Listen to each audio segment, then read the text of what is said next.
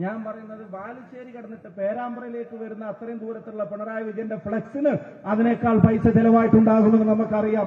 അപ്പൊ ഫ്ലെക്സ് വെക്കാൻ കാണിക്കുന്ന താല്പര്യം പോലും ഈ സർക്കാരിന്റെ ആശുപത്രികളുടെ ചികിത്സാ പിഴവ് കൊണ്ട് ജീവിതത്തിൽ വലിയ വെല്ലുവിളി നേരിടേണ്ടി വന്ന ഒരു സഹോദരിക്ക് നഷ്ടപരിഹാരമായി കൊടുക്കാൻ മനസ്സില്ലാത്ത ഒരു ഗവൺമെന്റിനെ താങ്ങിക്കൊണ്ട് നടക്കാൻ ഇനി കേരളത്തിലെ ജനങ്ങൾ തയ്യാറല്ല എന്ന് പേരാമ്പ്ര കൂടി പ്രഖ്യാപിക്കുന്ന ഒരു തെരഞ്ഞെടുപ്പായി ഈ തെരഞ്ഞെടുപ്പിനെ നിങ്ങൾ മാറ്റണം.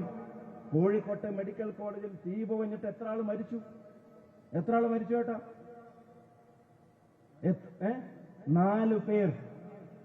കോഴിക്കോട്ടെ മെഡിക്കൽ കോളേജിൽ തീ കത്തിയിട്ട് ജീവൻ രക്ഷിക്കാൻ വേണ്ടി പോയവൻ തീ കത്തിയിട്ട് 4 പേര് അവിടെ മരിച്ചു വീഴുക. സോമാഷ് 4 പേര് മരിച്ചു വീഴുക.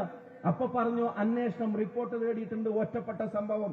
കഴിഞ്ഞ ദിവസം തിരുവനന്തപുരത്തെ വാർത്ത നിങ്ങൾ എന്താ വായിച്ചത്? തിരുവനന്തപുരത്തെ വീണമാഷ എന്താ വായിച്ചത്? എത്ര പേര് മരിച്ചു? വീണ്ടും തീ കത്തിയിട്ട് 5 പേർ തിരുവനന്തപുരത്ത് വീണ്ടും ആശുപത്രിയിലെ തീപിടുത്തത്തിന്റെ പേരിൽ വീണ്ടും മരണപ്പെടുകയാൻ.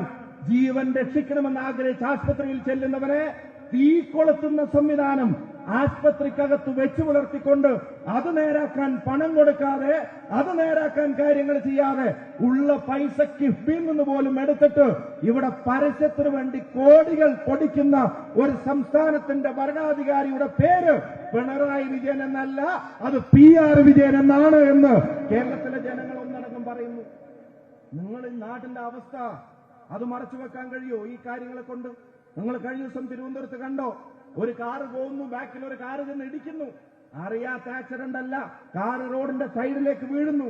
പിന്നാലെ കാറിൽ നിന്ന് പട്ടാപ്പകല് വടിവാളും കൊണ്ട് ഇറങ്ങിയിട്ട് ആ കാറിന്റെ ഫ്രണ്ട് സീറ്റിലിട്ടിട്ട് മറ്റേ കാറിലുള്ളവനെ അവിടെ ഇട്ടിട്ട് തീർക്കുകയാണ്. പട്ടാപ്പകൽ ഗുണ്ടകൾ നാട് ഭരിക്കുകയാണ്. ഗുണ്ടകൾ പോലീസിൽ നിന്ന് സസ്പെൻഡ് ചെയ്യപ്പെടാൻ റിപ്പോർട്ട് കൊടുത്ത ആളുകളെ ഒളിച്ചു കടത്തി ഇവിടെ കൊണ്ടുവന്നിട്ട് ജനപ്രതിനിധികളും പൊതുപ്രവർത്തകരും ഉൾപ്പെടെയുള്ള ആളുകളെ തലയും മൂക്കും നോക്കി അടിക്കുന്നവരെ സംരക്ഷിക്കുന്ന ഗുണ്ടാ പണിക്ക് കേരളത്തിൽ ഒരു അറുതി വരാൻ പേരാമ്പ്ര ഒരു തീരുമാനമെടുക്കുമെന്ന് തന്നെയാണ് ഞങ്ങൾ ഉറച്ചു വിശ്വസിക്കുന്നത്.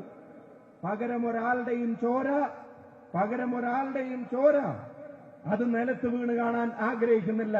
നിലത്ത് ആരുടെ ചോര വീഴുന്നു എന്നുള്ളതല്ല നമ്മുടെ പ്രശ്നം. ഞാൻ ആവർത്തിച്ചു പറയുന്നു, ആകാശത്ത് ആരുടെ കൊടി ഉയർന്നു പറക്കുന്നു എന്നുള്ളതാണ് പ്രശ്നമെങ്കിൽ ഇത്തവണ പേരാമ്പ്രയുടെ മണ്ണിൽ ഉയർന്നു പറക്കേണ്ടത് ഐക്യജനാധിപത്യ മുന്നണിയുടെ പതാകയായിരിക്കണമെന്നുള്ളത് ഒരു തീരുമാനമായിട്ട് നിങ്ങൾ എടുക്കണം. പാലക്കാട്ട് ഒരു പെൺകുട്ടിയെ നിങ്ങൾ കണ്ടു. 9 വയസ്സ് 4ാം ക്ലാസ്സിൽ പഠിക്കുന്ന ഒരു കുട്ടി മുറ്റത്തുനിന്ന് വീണതാ, കൈയൊന്നും ഒടിഞ്ഞതാ, ഒരു പ്ലാസ്റ്റർ ഇട്ടതാ, വേറെ ഒന്നും ഉണ്ടായിട്ടില്ല. അവസാനം ഇപ്പൊ കുട്ടിയുടെ വലത്തെ കൈ മുറിച്ചു മാറ്റേണ്ട ഒരവസ്ഥയിലേക്ക് ഈ നാടിന്റെ ആശുപത്രിയിലെ ചികിത്സാ പിഴവുകൾ മാറിയെന്ന് നിങ്ങൾ കണ്ടു. കൈ മുറിച്ചു മാറ്റി. നിങ്ങൾ ആലോചിച്ച് നോക്കണം. ആലോചിക്കാൻ കഴിയോ? അവനവന്റെ വീട്ടിലെ കുട്ടിക്കാണെങ്കിൽ ചിന്തിക്കാൻ കഴിയോ? എന്നിട്ട് പകരം ആ കുട്ടിക്ക് ഒരു കൈ വെച്ചു കൊടുക്കാനുള്ള സാധ്യതയും പോലും ഉപയോഗപ്പെടുത്താൻ ഈ ഗവൺമെന്റിന് താല്പര്യമില്ല. അപ്പൊ അധികാരം ഇങ്ങനെ വീണ്ടും വീണ്ടും കിട്ടി രസിച്ചിട്ട് അതിന്റെ സുഖങ്ങൾ ഇങ്ങനെ ആസ്വദിച്ചിട്ട് നാട്ടിലെ ജനങ്ങളുടെ പ്രയാസങ്ങൾ അറിയാതെയായി പോകുന്ന ഒരു ഗവൺമെന്റിന്റെ PR എക്സസൈസിന്റെ മുമ്പിൽ കേരളം ഇനി മുട്ടുമടക്കില്ല എന്നുള്ള ഉറച്ച തീരുമാനം പേരാമ്പ്ര കൂടെ ചേർന്ന് എടുക്കേണ്ടതാണെന്ന കാര്യത്തിൽ ആർക്കെങ്കിലും സംശയമുണ്ടോ? ഉഷ എന്ന് പറയുന്ന ഒരു ചേച്ചിയെ നിങ്ങൾ കണ്ടു. വയറ്റിൽ കത്രിക വെച്ച് എന്താ വലിയ നേട്ടം? 1ാം പിണറായി സർക്കാരിന്റെ കാലത്ത് വെച്ച കത്രിക 2ാം പിണറായി സർക്കാരിന്റെ കാലത്ത് പുറത്തെടുത്തു എന്നുള്ളതാണ് വലിയ നേട്ടമായിട്ട് പറഞ്ഞുകൊണ്ടിരിക്കുന്നത്. വയറ്റിൽ കത്രിക കൊണ്ട് ജീവിക്കേണ്ടി വരുന്ന അവസ്ഥ ഒരു സർക്കാർ ആശുപത്രിയിൽ ചികിത്സയ്ക്ക് പോയ സഹോദരിമാർക്ക് ഈ നാട്ടിൽ വന്നു ചേരുന്നുണ്ടെങ്കിൽ, നിങ്ങൾ തിരുവനന്തപുരത്ത് കണ്ടു, ശ്വാസം മുട്ടിയിട്ട് ഭർത്താവിനെയും കൊണ്ട് വന്നൊരു ഇത്ത ആ CCTV ദൃശ്യങ്ങൾ കണ്ട ആരുടെയാ മനസ്സുലയാത്തത്? ഒരു ചികിത്സയ്ക്ക് വേണ്ടി നെട്ടോട്ട് അങ്ങോട്ടും ഇങ്ങോട്ടും ഓടുമ്പോ അവസാനം ഒന്നും കൊടുക്കാതെ അവിടെ കുഴഞ്ഞു വീണ അയാൾ മരിക്കുന്നത് നമ്മൾ കണ്ടു. വേറൊരു ചെറുപ്പക്കാരന്റെ ഓട്ടോ ഡ്രൈവറുടെ വോയിസ് നിങ്ങൾ കേട്ടു.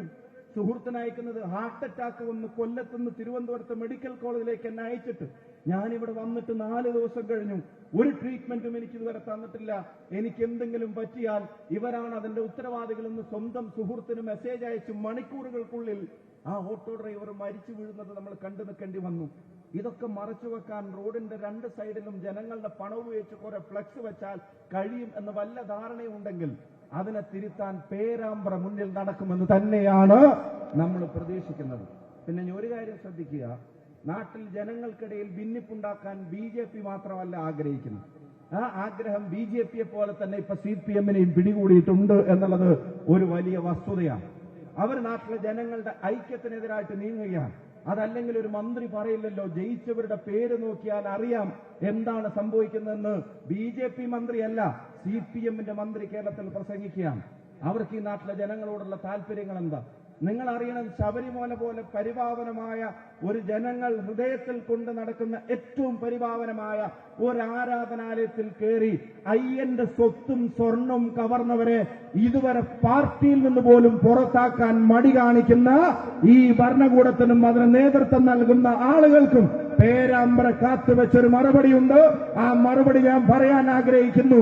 ദേവസ്വം ബോർഡ് എന്നുള്ളത് അയ്യന്റെ സ്വർണം കാക്കാനുള്ള ബോർഡാണ്, കക്കാനുള്ള ബോർഡല്ല എന്ന് പേരാമ്പ്ര ഒരേ സ്വരത്തിൽ ഈ തെരഞ്ഞെടുപ്പിൽ പറയുമെന്ന കാര്യത്തിന് സംശയം വേണ്ട. നിങ്ങൾ ഏത് കാര്യം ജനങ്ങളെടുത്ത് നോക്കിക്കോ. ബാറുകളുടെ എണ്ണവും പ്രവർത്തന സമയമൊക്കെ വല്ലാതെ കൂട്ടി. തുടക്കത്തിൽ നമ്മളോട് പറഞ്ഞിരുന്നത് നിങ്ങൾ പൂട്ടിയ ബാറുകളല്ല, നിങ്ങൾ പൂട്ടിയ സ്കൂളുകളാണ് സാറേ നമ്മൾ തുറക്കാൻ പോകുന്നത്. കുട്ടികളെ ബാറിലിരുത്തിയാണ് ഇപ്പൊ പഠിപ്പിക്കാൻ പോകുന്നത്. അതിന്റെ പ്രവർത്തന സമയവും കാര്യങ്ങളൊക്കെ കൂട്ട. ജനങ്ങളല്ല ഇവരുടെ പ്രയോറിറ്റി, തമ്മിലടിയും ഭിന്നിപ്പുമാണ്. ഞാൻ അവസാനിപ്പിക്കുന്നു. BJP-യുടെയും CPM-ന്റെയും വിഭാഗീയ രാഷ്ട്രീയത്തെ പേരാമ്പ്രക്ക് ഇനി ഉൾക്കൊള്ളാൻ കഴിയില്ല. നല്ല സഖാക്കളും ഇത്തവണ ഫാത്തിമ തഹലിക്ക് വോട്ട് ചെയ്യുമെന്ന കാര്യത്തിന് ഒരു സംശയം നിങ്ങൾക്ക് വേണ്ട.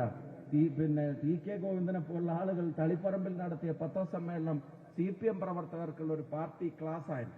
നിങ്ങൾ ആലോചിക്കണം, തളിപ്പറമ്പിൽ അദ്ദേഹം നടത്തിയ പത്രസമ്മേളനം. കുഞ്ഞികൃഷ്ണനെ പോലുള്ള ആളുകൾ ജനങ്ങളും പ്രവർത്തകരും നേതൃത്വത്തെ തിരുത്തണമെന്ന് പറയുന്നത് നമ്മൾ കണ്ടു. അപ്പൊ ഇത് വലിയൊരു പൊളിറ്റിക്കൽ ഫൈറ്റാണ്. ഇവിടെ ജാതിക്കും മതത്തിനും എല്ലാം അതീതമായി ജനങ്ങളുടെ ആവശ്യങ്ങളെ മുൻനിർത്തിയുള്ള പ്രവർത്തനങ്ങൾക്ക് നിങ്ങൾ തയ്യാറാവണം. കണ്ണടച്ച് തുറക്കുന്നതിന് മുമ്പ് തെരഞ്ഞെടുപ്പ് തീരും.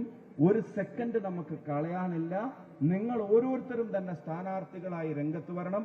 നിങ്ങൾ ഓരോരുത്തരും തന്നെ അവനവന്റെ വീട്ടിലെ കുട്ടിയെ പോലെ ഈ സാരഥിയെ ഹൃദയത്തിൽ ഏറ്റെടുത്ത് അവർക്ക് വേണ്ടി സംസാരിക്കണം. പേരാമ്പ്രയിൽ ഏറ്റവും കൂടുതൽ സ്ത്രീകൾ ഇത്തവണ വോട്ട് ചെയ്യാൻ പോകുന്ന സ്ഥാനാർത്ഥി അത് ഫാത്തിമ തഹ്ലിയായിരിക്കും എന്നുള്ളത് ഇവിടുത്തെ പ്രിയപ്പെട്ട സഹോദരിമാർ നിങ്ങളതൊരു ഉറച്ച തീരുമാനവും പ്രതിജ്ഞയായിട്ടെടുക്കണം.